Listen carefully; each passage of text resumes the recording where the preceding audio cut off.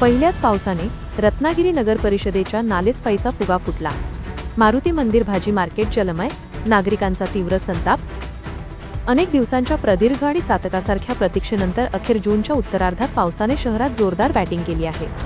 मुसळधार पावसामुळे रखरखत्या उन्हापासून सुटका होऊन वातावरणात सुखद गारवा निर्माण झाला असला तरी दुसरीकडे या पहिल्याच पावसाने नगर परिषद प्रशासनाच्या नाकर्तेपणाचा मात्र पुरता फज्जा उडवला आहे. पावसाळ्यापूर्वी शहरातील 80 ते 90% गटारे आणि लहान मोठे नाले साफ झाल्याचे छातीठोक दावे करणाऱ्या नगर परिषदेची पोलखोल पहिल्याच दमदार पावसाने केली असून प्रशासनाचे हे दावे किती पोकळ होते हे आता उघड झाले आहे. पावसाळ्याच्या तोंडावर दरवर्षीप्रमाणे यंदाही नगर परिषदेकडून नालेसफाई पूर्ण झाली आहे अशा मोठ्या वल्गना करण्यात आल्या होत्या. मात्र पावसाने हजेरी लावताच प्रशासनाचा हा कागदी वाग कोसळला.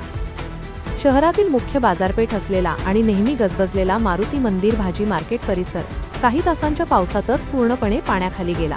गटारे तुंबल्यामुळे सांडपाणी थेट रस्त्यावर आले, ज्यामुळे संपूर्ण परिसरात दुर्गंधीयुक्त पाण्याचे साम्राज्य पसरले होते.